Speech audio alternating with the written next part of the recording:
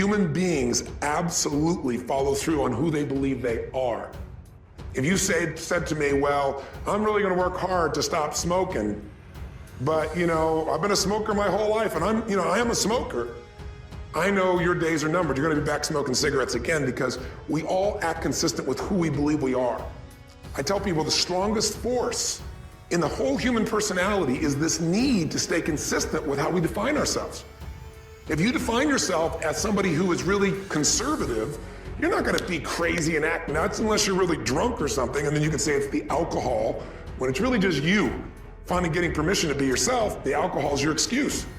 If you're a really crazy person, you act crazy, outrageous, playful. You don't act conservative because that's not who you are. Very often people say, well, I can't do that. I'm not that kind of person. And I always say to people, really, when did you define yourself? I mean, really, how many years ago did you come up with what you could and couldn't do in your life?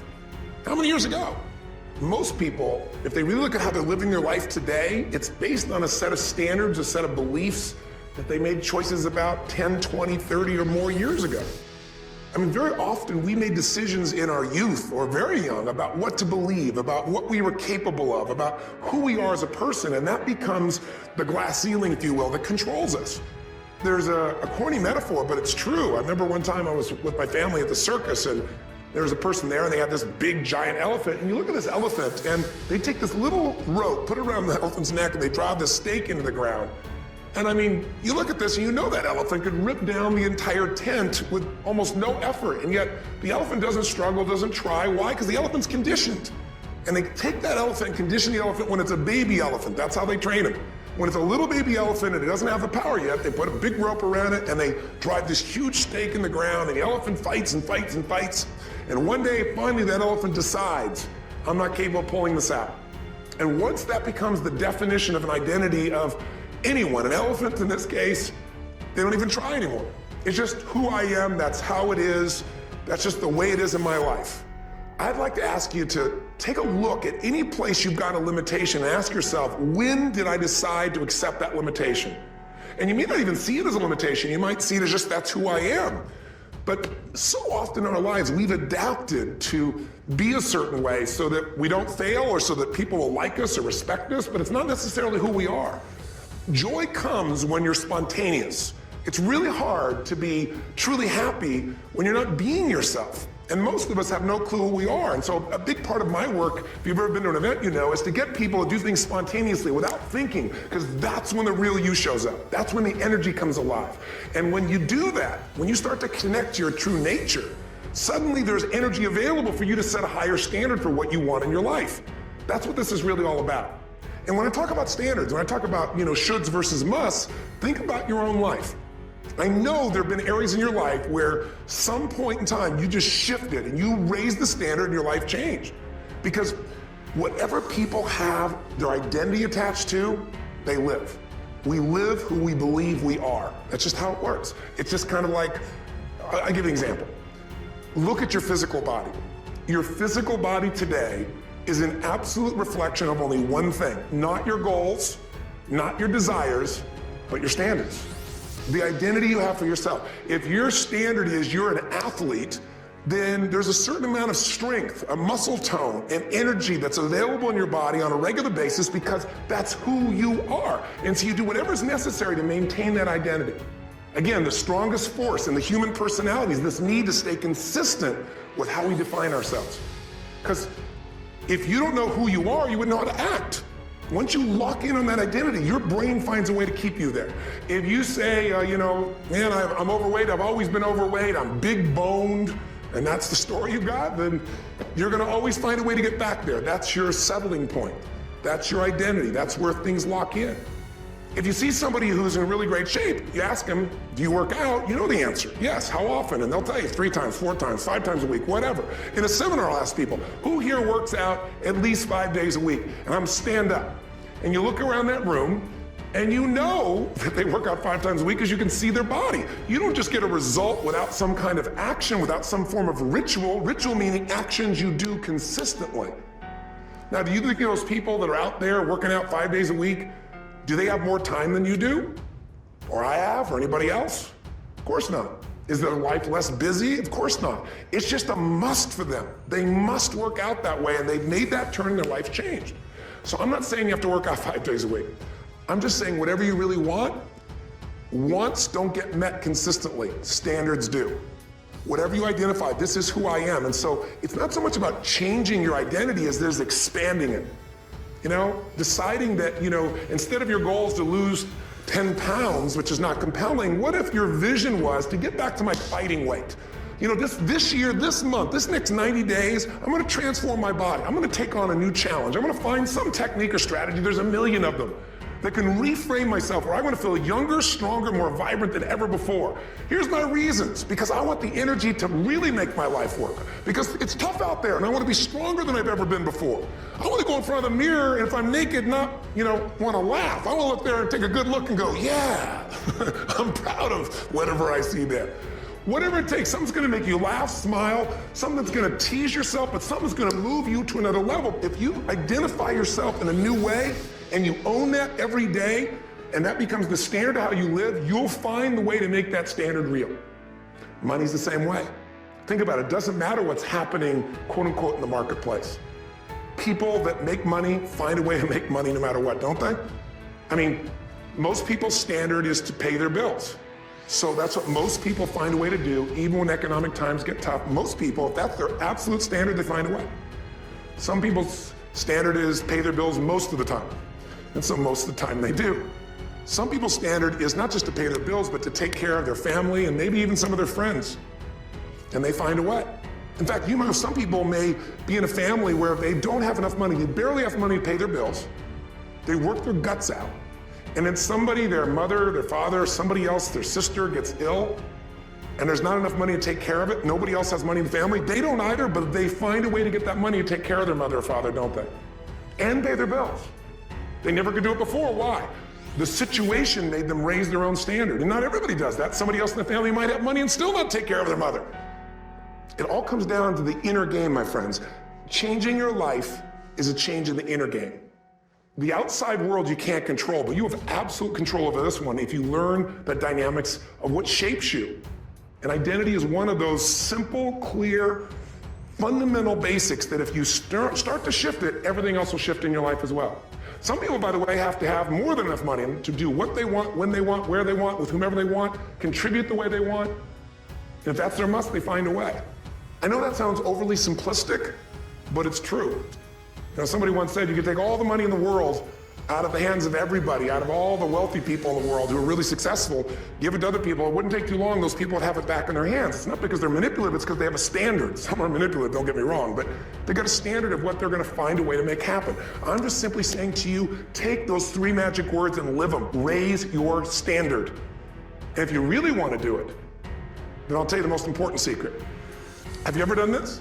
Have you ever told yourself you're raising your standard? Okay, I'm gonna go make this happen. I'm gonna go make this much money. I'm gonna transform my kids. I'm gonna create the ultimate relationship in my life. I'm gonna transform my body, whatever it is. And then you don't have strong enough reasons and you don't use it. You don't follow through. It's because you didn't back up your standards with what makes those standards real, and that's rituals. Rituals are where the power is.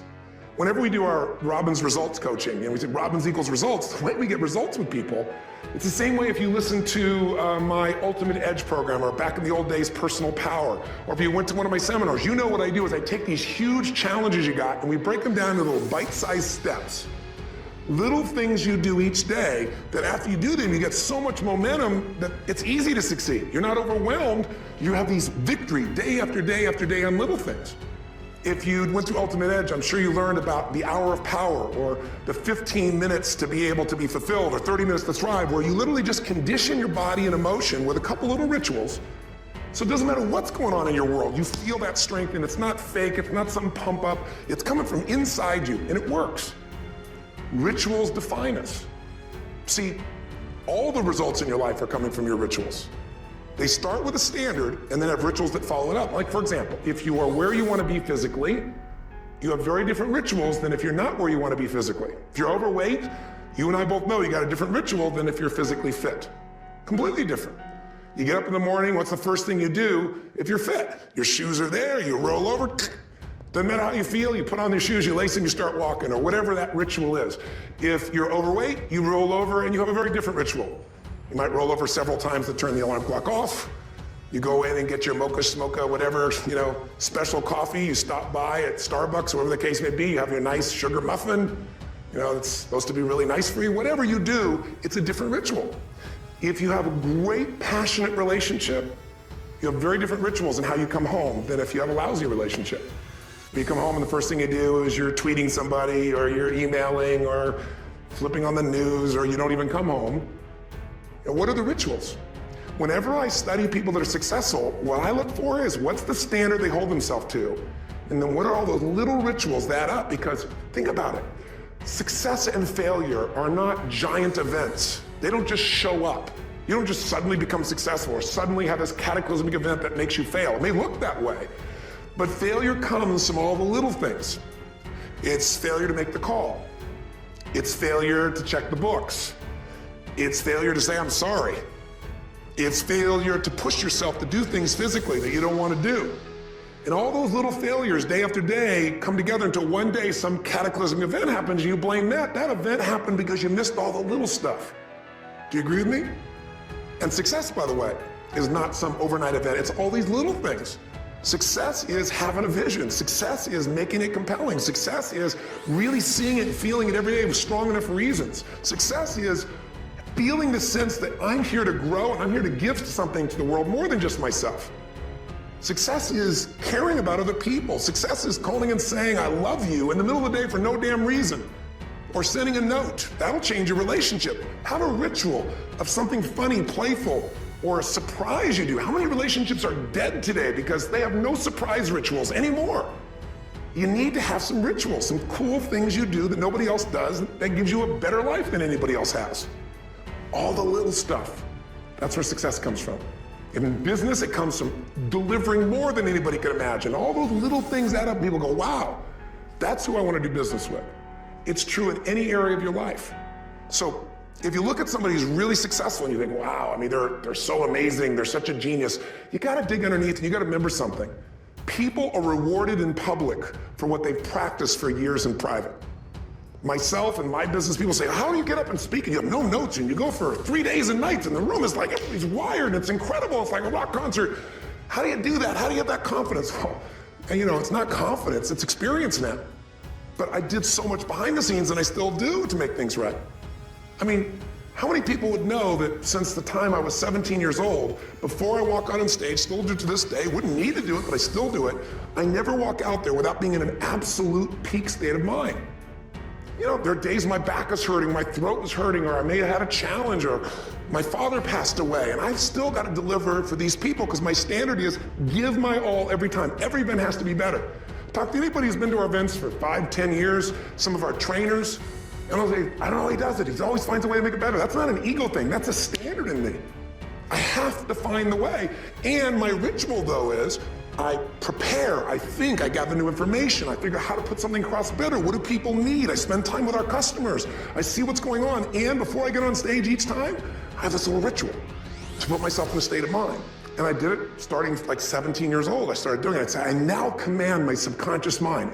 And I say this out loud several times, this little phrase, set of phrases, as an incantation to kind of condition my mind and body. And I'd say, I now command my subconscious mind to direct me in helping as many people as possible today by giving me the strength and the emotion and the humor and the brevity, whatever it takes to show this person and help this person change their life now.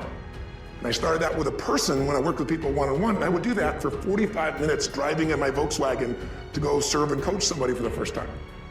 Now I don't say that person, I say these people, and I can go out in a room of 10,000 people and deliver for 50 hours, and I do it every time I come back on stage. It's a ritual to go into peak state. Peak states don't just show up, they don't interrupt you.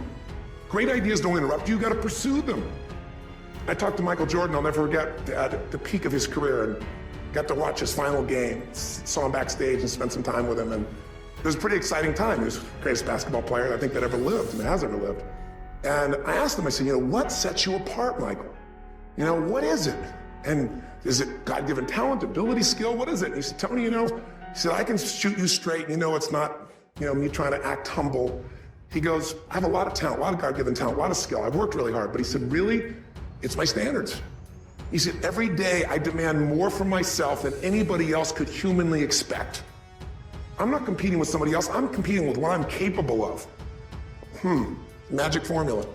Because most of us lower our standards. Why? Because who you spend time with, my friends, is who you become.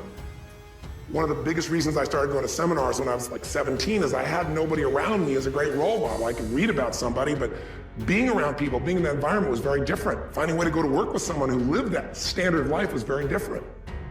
You get around people with low standards and you compete with it. You don't need to compete with it. It's like, okay. I mean, remember Jerry Springer? I don't know if he's still in the air, but I remember he used to get people on the show and I thought, where would he find these people? And why would people watch? I'll tell you why they watch. They watch these people and go, my life's still pretty darn good compared to that person. Look at them. You don't have to change your life. All you have to do is find somebody with a lower standard and you'll feel good about yourself. But if you feel that good feeling, it's an illusion. The only thing that's going to make you happy, my friend, in this year or any other, is to step up. It's to raise the standard. It's to discover what you're capable of and feel that incredible power of pushing through whatever's holding you back and get to the other side of more of your true self. That's what this game's all about. And look at the best of the world in anything. Tiger Woods, what's his vision? To win golf tournaments? No, to be the best that ever lived. That's his goal, that's his vision. But here's what's interesting, he backs it up with rituals. If you just have a vision and you don't have the rituals, stop lying to yourself. His rituals are, he started doing things nobody did before. He went and started lifting weights. Golfers lifting weights? No way. He went out and he changed his swing when he was the best in the world because he realized in order to be the best that ever lived, he's gonna have to change his swing. If you know anything about golf, you don't change your swing when you're the best. And he went and retrained himself because he has different rituals than other golfers. Now many people are modeling his rituals to get better. It's amazing. You know, you look at somebody like Michael Phelps, the 2008 swimmer, won 7, only 2 people, I think, in history, if I remember correctly, that have gotten 7 gold medals in one session. And here's a guy, he's got number 6 under his belt, and he's exhausted, and he's going in for that final swim. I'm sure you remember. And how does the guy win? By 1/100th of a second. Do you think that was some massive skill that got him over the top? Or was it a standard that says, this is who I am? I am the champion. And no one is taking this from me. And somehow in those final milliseconds, 100th of a second, he pushed himself just beyond his competitor. But you know about Michael Phelps? What allowed him to be able to push beyond that moment is his rituals. Go study the guy. Most people who swim have these unbelievable workouts. He does 2 and 3 of those workout sessions a day. All the other swimmers in the beginning thought he was insane. You're gonna overtrain, you can't do that, it's not physically possible. But he had a standard and the rituals to back it up. So here's my final message to you, because I've gotten carried away. I thought I was gonna send you like a 5-minute message, but as you can see, there's no script here. It's just me going a little crazy with you, but I wanna really see you get what you want this year. Don't let this year be like last. And if last year was great, still don't let it be that way. Raise the standard. If your life is perfect and extraordinary, you darn well know you're not gonna be happy unless you keep making it better. That's what makes us feel alive. It's not what we get that makes us happy. It's who we become and what we're able to give because we become more. That sense of contribution is what creates the deepest meaning. So here's my assignment for you if you want one. If you want to go from conversation to some action, here's a simple thing to do. What's an area of your life right now that you really want to improve? What's an area that's important to improve? If your body's great, how about your career? Career's great, how about your relationships? Intimate one especially, or your kids. Or your relationship with your creator, your spiritual side of your life. Or is it your finances? Figure an area that really matters. Decide on that area. Number 1, write down what your life is like in that area right now as specifically as possible. So you might say, well, I'm 13.5 pounds overweight, whatever the weight is, whatever the situation is, or my body fat's like this, or I wake up exhausted in the morning, and you write the truth of where you are right now. So you're real clear. Or I'm not in a relationship. I say I want a relationship, but I'm not in one, and I don't seem to find them. All the good ones seem to be gone is my belief. And I really do want one, but I don't have it. Whatever your definition. Or I'm in a relationship, and God, I wish I wasn't in a relationship. I'm planning my escape. Wherever you are. Or I have a wonderful relationship. We love each other, but there just isn't enough passion. Just write the truth of where you are. The area you want to change, but write how it is. And then the second step is, this is where you got to be really honest with yourself. What are the rituals that have put me there? Because whatever results you're getting, even if you don't like the results, there's some rituals that are keeping you in that place. There's some rituals of what you eat or don't eat, how you move or don't move, how you sleep or don't sleep.